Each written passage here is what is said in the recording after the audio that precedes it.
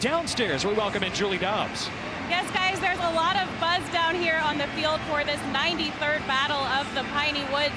This game has been played here at NRG Stadium now for the past 8 seasons. This will be the 9th season that is taking place here in Houston. Now, there's obviously a lot on the line for both of these schools, but physically, the winning team will receive a 21-pound solid cedar trophy that displays replica pistols attached to a tombstone. Prior to that, a pair of actual Colt Walker pistols were the original prize. Needless to say, that's not the case anymore. But you guys, after talking with both of these coaches, this is a real rivalry. These two teams really dislike each other. Bearcats head coach Casey Keeler even said, "I don't like using the word hate, but these teams kind of hate each other." They both came in, took everything in on Friday night, took some pictures, but they said, time for kickoff, everything goes out the window. Sam Houston State won the toss. They want the ball, and here they go. On the return for Sam is Jalen Harris.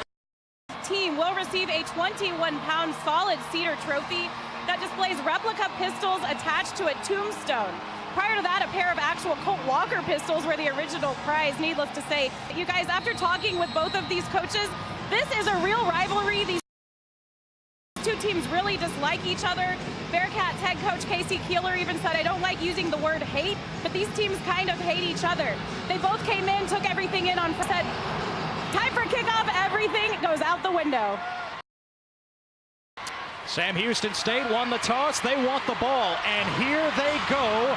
On the return for Sam is Jalen Harris. The winning team will receive a 21-pound solid cedar trophy that displays replica pistols attached to a tombstone.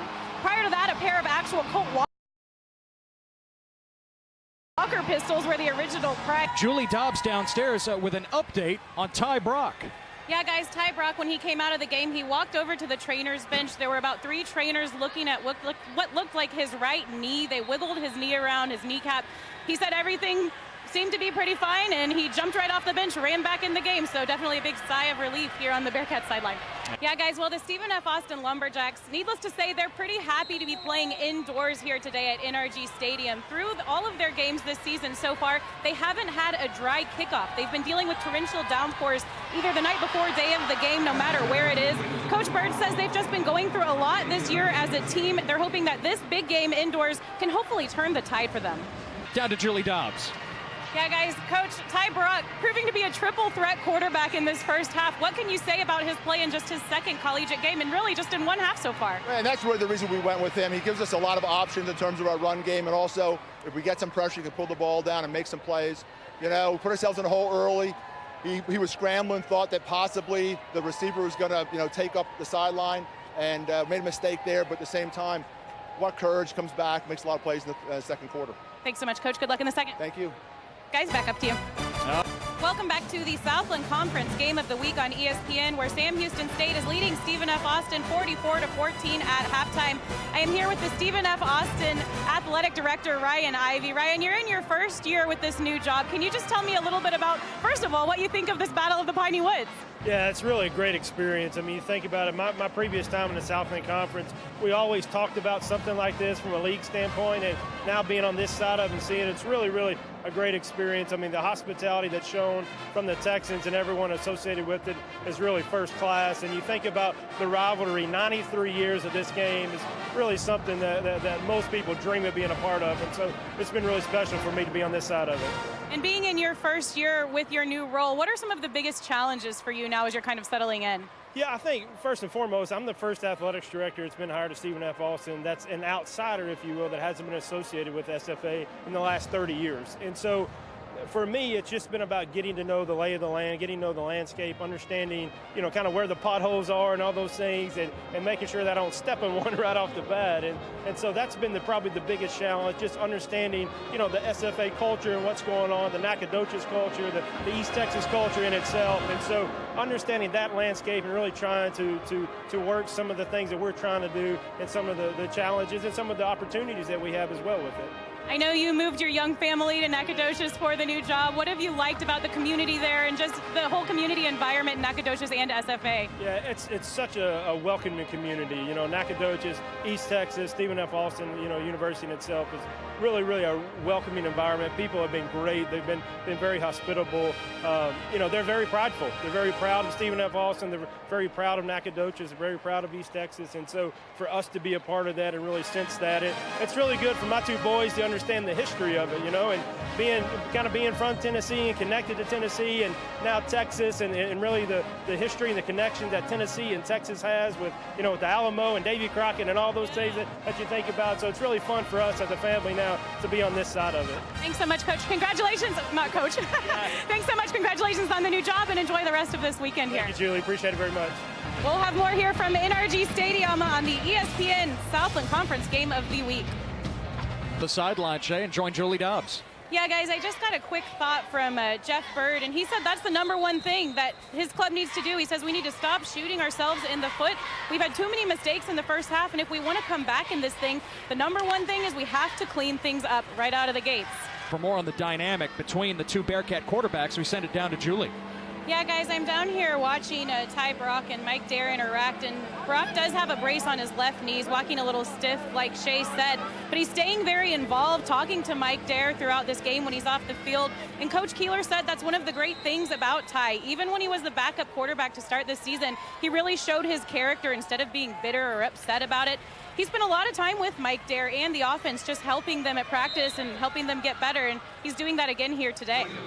Donovan Williams gains 4 on first down. Yeah, Brock at the beginning of the season was pushing Dare. Down to the sideline, Julie Dobbs. Yeah, guys, I'm here with David Fletcher. He's the general manager of sports and entertainment with Lone Star Sports and Entertainment, basically in charge of everything that goes on here at NRG Stadium. And I hear it's been a very busy month for you. It has, Julie. We've already had Taylor Swift, Beyonce and Jay-Z. This is our second college football game, an international soccer event, the Houston Texans.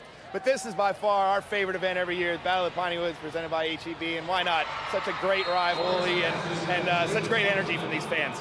Yeah, why do you guys choose this as the premier FCS event every year? This is our 9th year to host this game, and we have a long-term relationship with both schools. And, when you look at the rivalry between these two great Texas-based universities, they're important institutions for us regionally. They have huge fan bases here in our community, and we really enjoy the opportunity to watch these two on the field each and every year, and it never disappoints. From what I understand, it's an open contract right now. This could go on forever between the two. Is that right? We have a permanent relationship with the schools, which we like, but we work hard to make sure that every year we continue to make it a bigger and better event. And this year has a particularly cool side to it because it's such a big Texas rivalry weekend with what's going on tomorrow night. Right, of course, the Cowboys and Texans game here tomorrow night. Thank you so much for your time, and thanks for hosting us all. It's very nice in here. Thank you very much, Julie. Ted, back up to you. Yeah, it's nice to be indoors. I don't know, Battle of the Piney Woods versus... Thank you to the Stephen F. Austin Lumberjacks and the Sam Houston State Bearcats for a very exciting, fun game here today at NRG Stadium.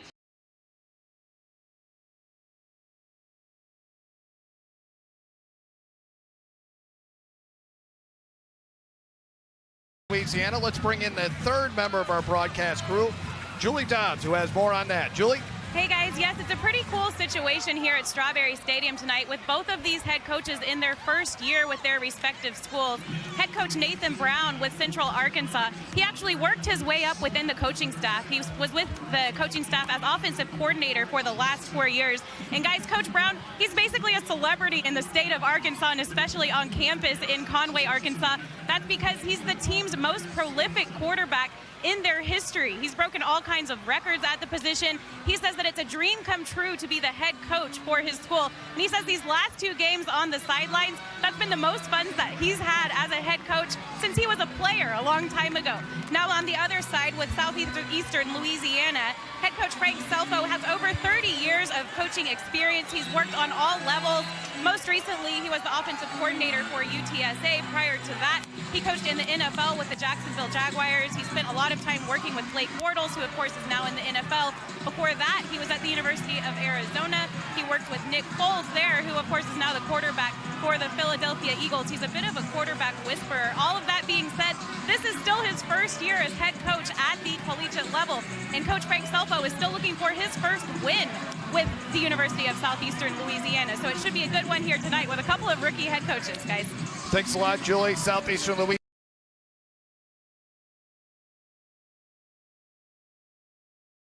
Yeah, guys, well, you often hear of football players having other hobbies, like maybe video games or some other sport, but Central Arkansas quarterback Braylon Smith, who's from Conway, he actually is a real-life cowboy. Like, he wears a cowboy hat and he competes in rodeos, that kind of cowboy. He says he started calf roping when he was 3, and he entered his first rodeo at age 10. He's finished in the top 3 in numerous rodeo competitions. And, you know, he says that cattle roping and quarterbacking are actually quite similar. He says that sometimes the calves get stubborn. You have to keep them on their toes, and that each horse is like an athlete. You have to put in the repetition with the horse, just like you do with the quarterback-wide receiver relationship. So a little interesting story there about a cowboy quarterback, Braylon Smith. Coach Nathan Brown from Central Arkansas. Julie? Yeah, Coach Brown, you knew this was going to be a battle tonight here in Hammond. Your team up 3 heading into the half. How do you assess your team's performance here at halftime? Well, our defense is playing really good. Other than that, you know, giving up a big play there at the end on the 2-minute, they've been playing hard, stopping them on 3rd down. Offense is, you know, when we get a big play in a drive, usually our series keep going. So we just got to continue to figure out how to get explosive plays on offense and limit them on defense. Thanks so much. Good luck in the second half. Thank you. Guys, back up to you. Welcome back to the Southland Conference Game of the Week here on ESPN. Central Arkansas leading Southeastern Louisiana 13-10 here at Strawberry Stadium. I'm here now with Southeastern Athletic Director Jeff Artigues. Now, Jeff, a new head coach here in Frank Selfo. Tell me a little bit about what went into the process of finding him and why you guys just ultimately decided that he was the guy for the job. You know, we had a great search. We had a tremendous amount of... Julie Dobbs had a chance to talk with SLU coach Frank Selfo. Yes, guys, I had a very brief conversation with Coach Selfo coming out of the half. I asked him what he wanted to see in this second half. He said, it's very simple. We need to start scoring some touchdowns. We're doing a very good job of driving the ball down the field, but we're not finishing our drives. We really need to get going on that and get into the end zone, guys. So a very simple message here from Selfo. Sounds easier said than done. Let's bring in the 3rd member of our team again, Julie Dobbs, down on the sideline. Julie? Hey guys, yeah, I just spoke with somebody on the UCA sidelines and I asked them what the Bears were doing during that lightning delay and how they were staying ready. They said they were actually in the parking deck in full gear. They were going through warm-ups that entire lightning delay, stretching, running through plays, and just trying to stay ready. So guys, they weren't just sitting around the locker room checking Twitter. These guys are ready to go, and you could tell when they took the field. Wow, that's smart. Smith here tonight. Let's send it down to Julie. Braylon, 4 touchdowns for you tonight. How do you just feel like you're settling in as the leader of this team through 3 games in the season? You know, I feel pretty good. You know, I got a lot of good guys around me. There's a lot, you know, the guys up front, they're really good, and then guys out wide, they can make plays. So I think the easiest thing that's made it easy for me is just the guys that I have around me, the talent that we have, and the coaches put together a great plan. 2 long lightning delays for your team, 2 weeks in a row, and 2 wins. What does that say about your group and just the way that you've been able to fight through some adversity? I think you just said it right there, adversity, and you know, that's a lot to go sit in there and just, you know, be off your feet. So I thought we battled through it and we responded pretty good. And lastly, just how much fun is it to play for Coach Nathan Brown? Oh, it's fun. You know, that's one of the big reasons why I came here and why I wanted to play for UCA, and it's great. I can't say enough good things about it. Great game tonight. Thanks so much. Thank you. I appreciate it. Back to you guys. Great night by the hometown.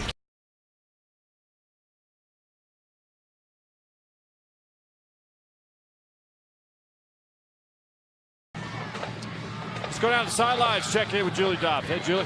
Yeah, guys, you can see the Bearcats getting their run game going, and interesting timing, too, because Tyler Edwards, the offensive lineman, just got back in the game. He's missed a few series. The trainers were working on his ankle, but he seems to be good to go now. Bearcats are using him. They need him out there for sure. Kid from